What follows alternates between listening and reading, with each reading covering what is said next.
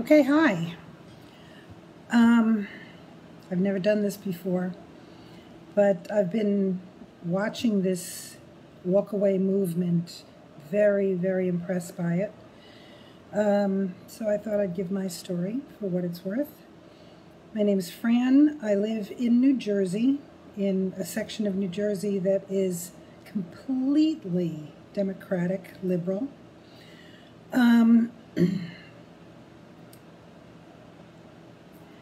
It's an interesting scenario. I always struggled all my life, financially and otherwise. Never really Democrat or Republican or anything like that, but I was caught up in the economic, try and make it on my own kind of thing.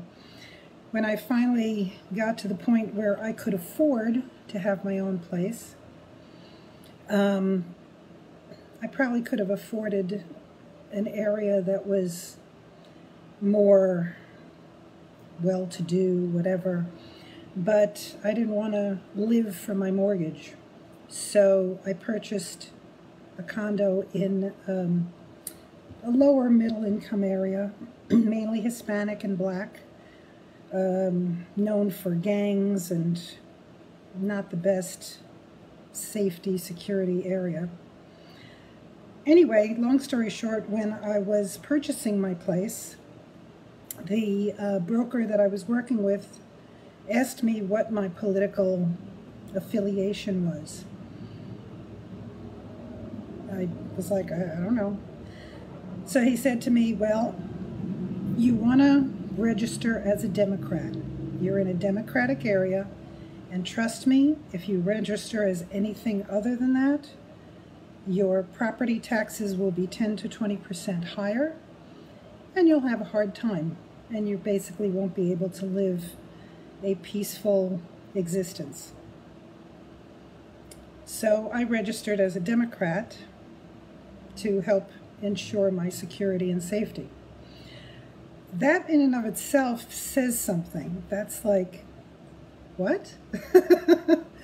You mean I don't have a choice if I want to be safe and secure in the home that I just paid for myself, that I struggled 25, 30 years to make happen? I have to vote and register as a Democrat? That didn't ring true to me. Anyway, that being said, this is going back like 16 years now. And by the way, I'm not a spring chicken. I'm 60-something, have grandkids, etc. Anyway, so I'm a business owner, small business. I run it myself. It pays the bills. I'm not rich by any means. But recently, now we have all this stuff with Trump and changing the administration, removing restrictions to businesses and all that kind of stuff, tax cuts, which is good. But one of the things that he did was he implemented the removal of the Obamacare individual mandate. Now, I want you to know that since Obama had implemented this, which, by the way, he did not do through Congress, he did at 2 o'clock in the morning, signing an executive order without it going through Congress at all. I've been paying $2,500 a year for the past 3 years because of the Obama individual mandate. Because I don't like the health care. Besides which, we have Medicare, Medicaid, all those things that are already government programs. And when I looked into Obamacare, it was like, this is not good insurance. But anyway, okay, fine. Pay the $2,500 not to have Obamacare.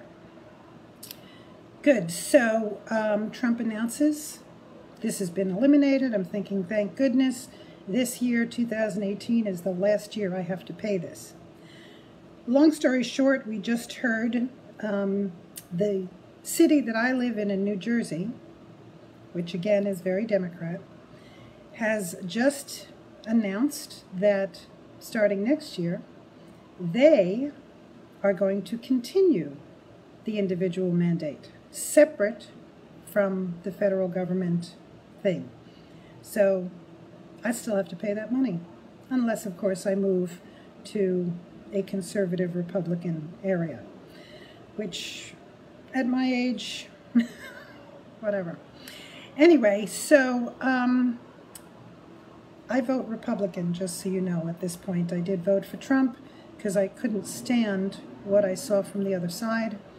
I really, really, really appreciate this WalkAway movement. I think it's enlightening to people. Oh, and the other thing too, I can't talk to my neighbors on a political or religious level because it's just dangerous. It really is dangerous. Not okay. We should be able to talk to people and talk to each other and have an open conversation without fear of hostility, you know, payback or whatever because you don't agree with them. That's not American. That's Nazism. Guess where that's coming from? Democrat, you know, liberal party.